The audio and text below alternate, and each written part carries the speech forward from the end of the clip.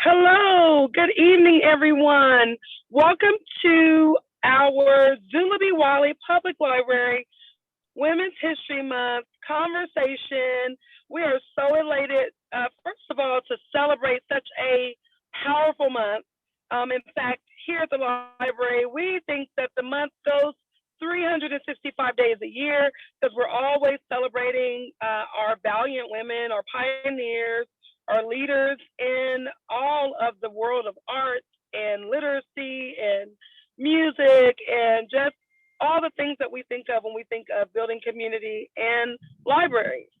And so my name is Aranda Bell. I am the library director here at the Zula B. Wiley Public Library, and I'm so grateful that we were able to bring to our community virtually um, our filmmaker that we're going to interview tonight. Her name is Cheryl Allison. And I've had the pleasure of just having a little bit of a conversation with her today. And we've already talked about wanting to meet for coffee and just really dream together. Yes. You know, we've been talking all month long, as you all know, about valiant women. That's the theme for the national theme for Women's History Month. So tonight we have Cheryl Allison, who is a valiant woman in the world of filmmaking. And she's going to introduce herself and talk a little bit about who is Cheryl Allison. So Cheryl, tell us who you are. Tell us a little bit about Cheryl, not just the filmmaker, but the woman. Okay, who is Cheryl Allison? Well, I am a native Texan. I was born in Fort Worth and raised in Dallas. All right. And then my parents were in the music industry. And so I kind of fell into performing and singing very naturally. So I went to college and got my degrees in singing. And when I graduated, I moved straight to New York. And so for the past, over 25 years, my main career, the way I paid the bills, so to speak, was performing in musical theater as an actress and a singer. So I did Broadway and the Broadway tours and a lot of regional theater and things like that. Some TV and film as an actress. So that's, the bulk of who my career and who I've been. But about the past 5 years, I fell into filmmaking because I loved doing film, in front of the camera as an actress and television shows. But I started to find that, there is not a lot of films or television programs that are told from a female perspective with, women behind the camera. It's a very male dominated field. And I thought, well, that's not right.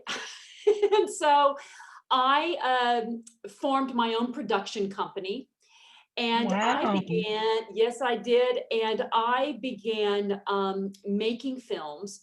I make narrative films, but primarily I focus on documentaries because they just have my heart. And I think the reason for that is I am also an activist. I have been since I was young, and I'm going to be the first one to go out there and march and protest and use my voice for causes that I believe in. And so with my filmmaking, I focus my documentary work on highlighting stories about marginalized groups, bringing awareness on subject matters that, with social issues, that sort of thing. And I think, my documentary work goes right hand in hand with my activism. And awesome. so that is, kind of my career up to this point. And, I enjoy it. It's a passion and telling people stories that a lot of times would otherwise go unheard. Wow. And, and so that's very, very important to me. So let me ask you, Cheryl, of course, we are posting the link to your Shatter the Silence. It's Yes. the documentary that you actually filmed and produced, I believe. Yes, Is that correct? I produced it from my company. I directed it and I edited it. Wow. Yeah. You are definitely a valiant woman. Let's talk a little bit, what inspired you to do that particular documentary? What was the aha moment or the Sure. experience that kind of lit the fire for that documentary? That's a great question. So Shatter the Silence was inspired from basically back, if people remember, back in the fall of 2017 was when the Me Too movement was on the rise again. And there was Mhm. this big national reckoning for women. And we were seeing, it seemed like almost daily on the news, we were seeing men in prominent positions sort of falling from grace. And I think for the first time, we were really starting to see some consequences for their actions. And so, being a proud woman and always I guess a feminist, in a way, I had a lot of feelings about that, about what was going on. And I started to think, okay, like a lot of causes, that the national media is all on it right now. And then they're going to go on, they're going to Yeah. go on to the Yeah. next cause. And I Right. thought, how do we keep the conversation going?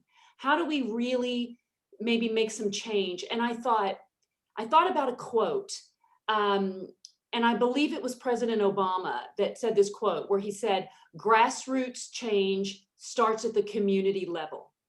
Mm. And I thought, okay, so what is my community of Dallas um, doing about this? Are they talking about this subject matter? Are Wow. our schools, is our educational systems, are there, is there training? Is there workshops put in place? Are our churches talking about it? Because we do know that it's been prevalent, sexual abuse and assault in our religious Yeah. organizations. What are we doing politically at the local, Mm. state level, in our, and of course nationally? So that's where it started. And I just Okay. started putting some feelers out, and women and men came out and they wanted to be a part of the documentary and they wanted to Wow. talk about this. I had prominent preachers. I had a wonderful male ally preacher. His name is George Mason from Wilshire Baptist Church, who is, a white male Baptist preacher, but he is up Yeah. there preaching against patriarchy. And then I Wow. had a wonderful minister named Reverend Yvette Blair Lavallee in the Methodist Church, who was pervasively harassed and assaulted while she Wow. was a minister at a church. And so, it was really important to hear these stories. But if I may say, it wasn't just Me Too stories, which is important, but it was also, I found incredible initiatives that was going Mm. on in the community.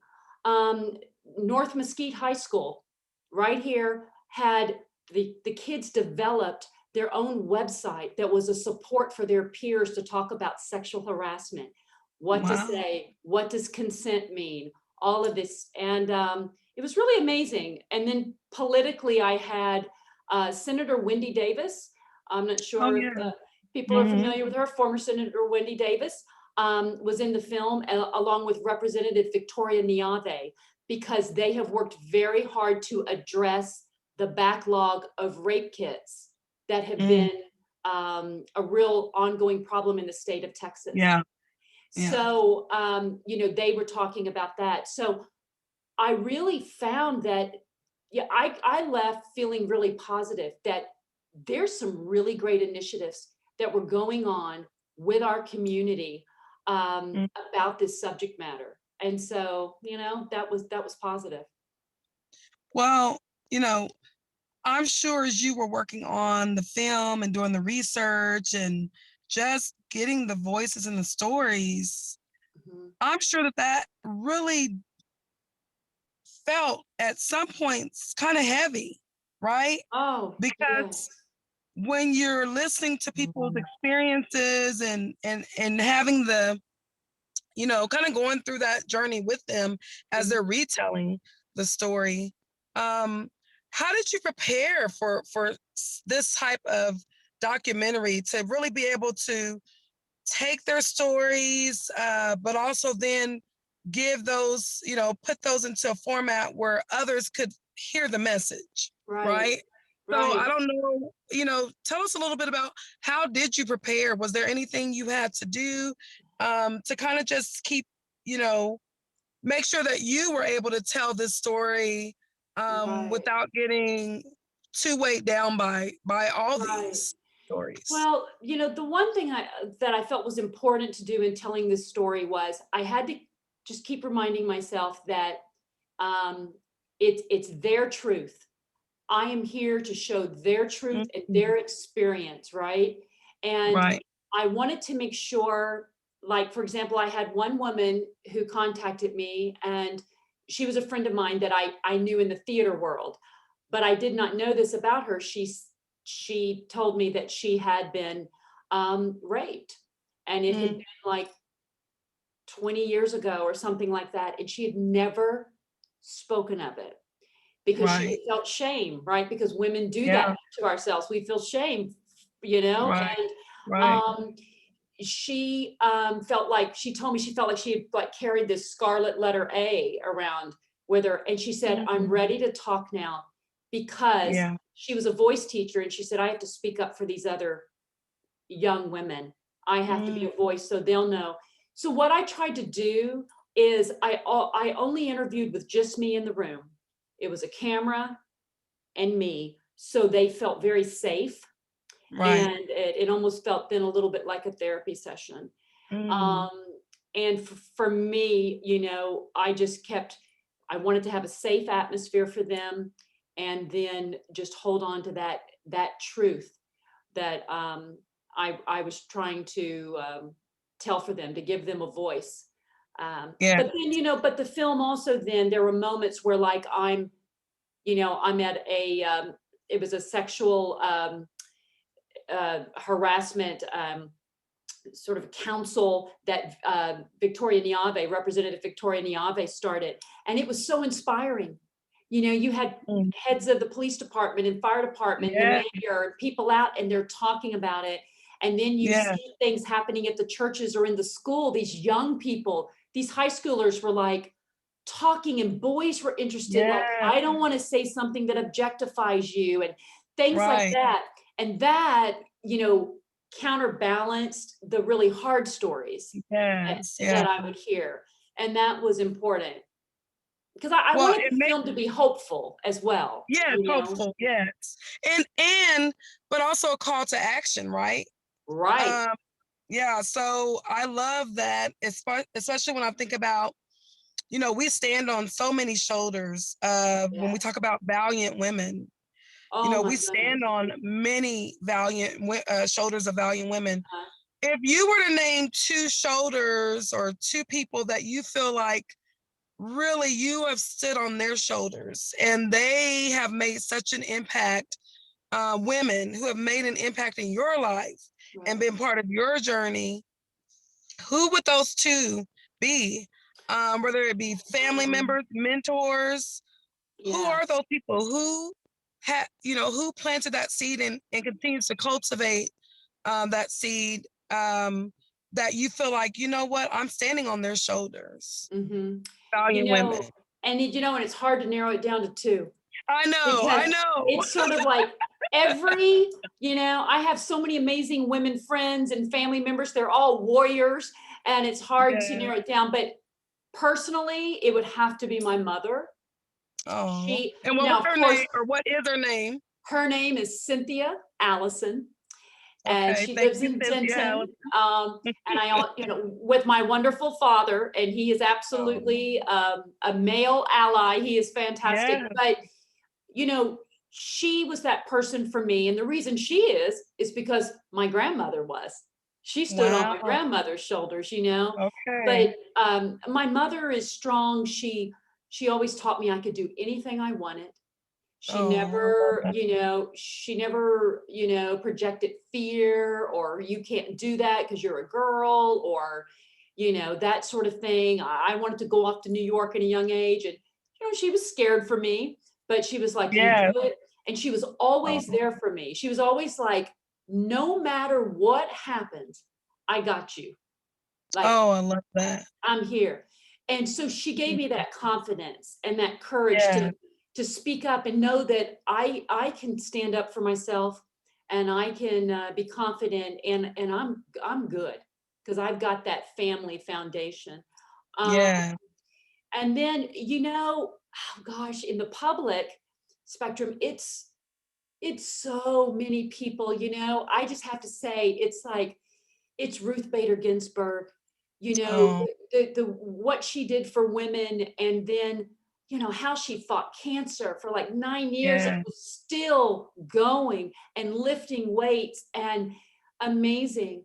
But then, I look, Michelle Obama made a huge impact on me.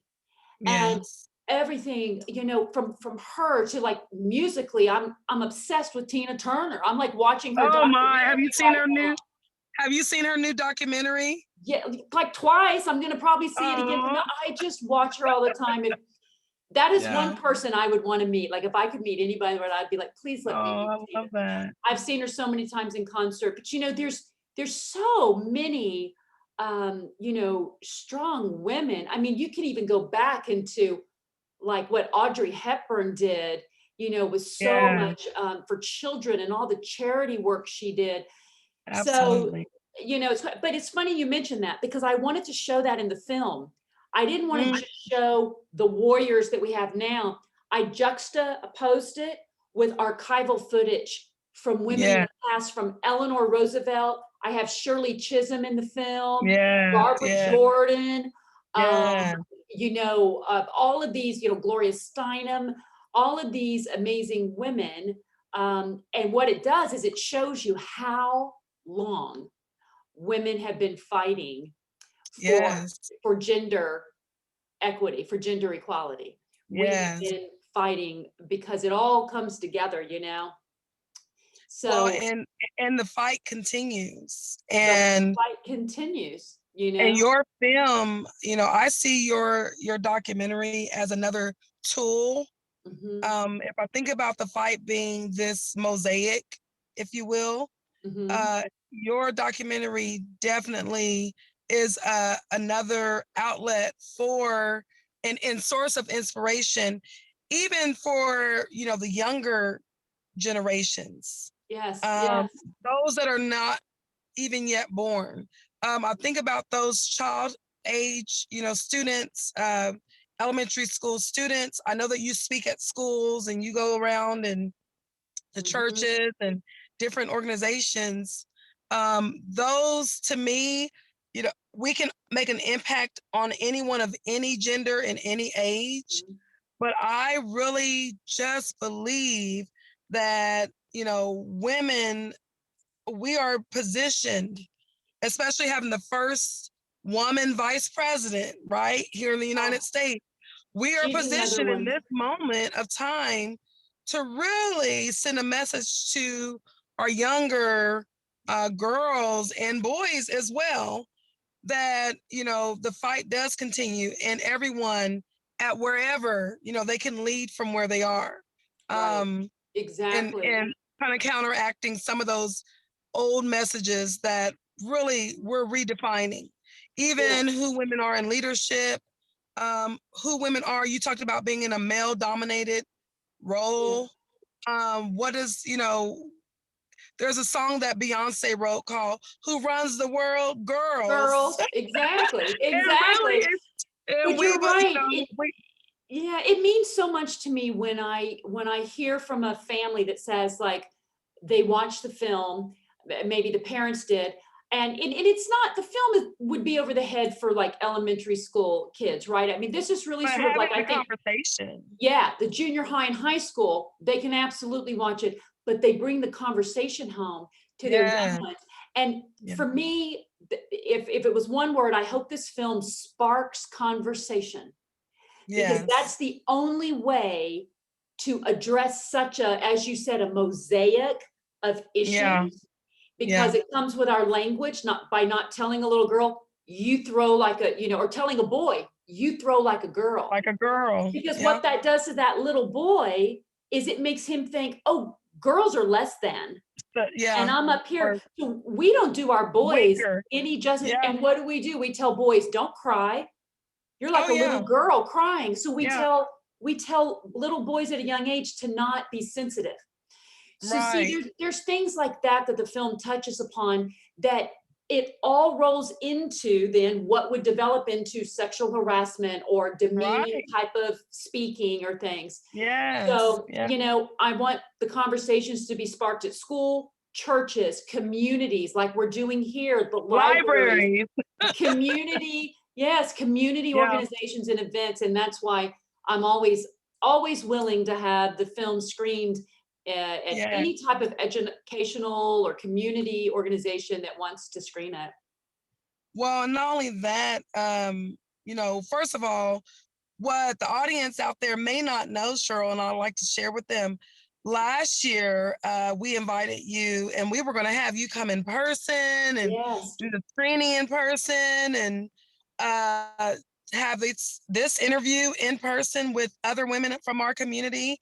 Mhm. However, we had to pivot, but I am very thankful that you were able to pivot right along with us, Cheryl. And when we Yeah. reached out to try to figure out how can we do this virtually, Mhm. you have just been so amazing and so helpful and so Oh, thank you. awesome. But I still would love to bring you to our community of Cedar Hill, even if we I'd just love did a to. coffee and conversation with Cheryl Allison and I'd invited a love few to. folks to come and do that. Yes. As we start wrapping up the interview, I just have a couple more things, and then I'm going to let you share about some exciting projects you have coming up. Sure. But, when I think about Gandhi's quote, one of my favorite quotes by Gandhi, be the change that you wish to see in the world. When you think about all the work you've done, not just behind the camera, but in front of the camera, and even the things that you have coming up on the horizon, what is the lasting impact that you really want to leave on the world? What is that message that Cheryl Allison, what is your message or that impact that you really want to, if you could put that into one word, one sentence, one phrase, what is that? What is it? A disciple for justice. Ooh, I love that. Because everything revolves around that. When I talk about marginalized groups, like I did a feature film called No Letting Go. It's also on Amazon Prime, if anybody would like to see it.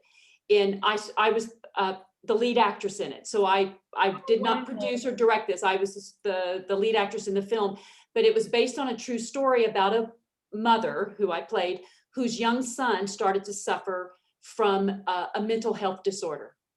Wow.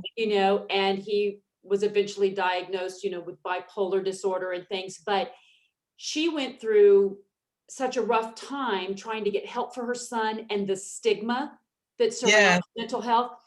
So that's a whole that other is conversation.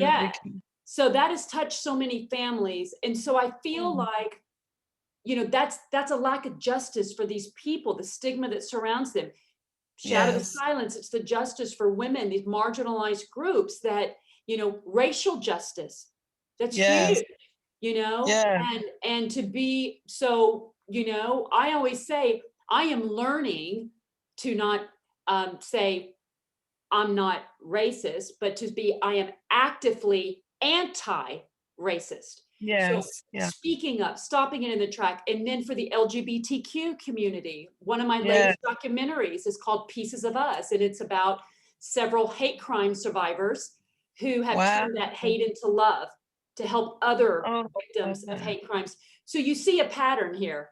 So I Yeah. think, I hope that if one of my films can make a difference where maybe a parent whose child comes out as gay, but they saw this film, can look at Yes. them and say, I embrace you, I love you, or if it, for Shatter the Silence, if it could start conversations and help empower women, but also help teach our boys and help them be better men by allowing them to have the emotion and things like that and to talk about these things. So I think that's why I just say, a disciple for justice, because I just feel like if we had that, we wouldn't have all of this hate and this Mm. fear and all of this inequity between all these different Wow. groups and for all these groups, So you just hit on a topic that's close and near and dear to our hearts as well, which is definitely being a voice for the voiceless, being a place for everyone. That's Mhm. actually written into our, vision. We want to be the door to Oh, I love discovery. that. We're a place that it doesn't matter who you are, you're Right. welcome, to the Yeah. library. And libraries have done that for many years. However, um, sending that message and telling those stories are so important. And I want to just applaud you, and I appreciate the fact that you are that disciple for justice, that you are that voice for the voiceless, and that you are empowering other people, some that you may not ever meet, but you are literally transitioning and transforming their lives. And I absolutely love that. Well, thank So you. as we close, what do you have on the horizon? What's coming up for Cheryl Allison? I know a few things, but I want you to share that Right. with our audience. Okay. What are you most excited about in the next Oh, couple well, months? I'm really excited about, as you've seen from all my past films, talking about, the LGBTQ community and different marginalized groups, that usually it's a heavy subject matter.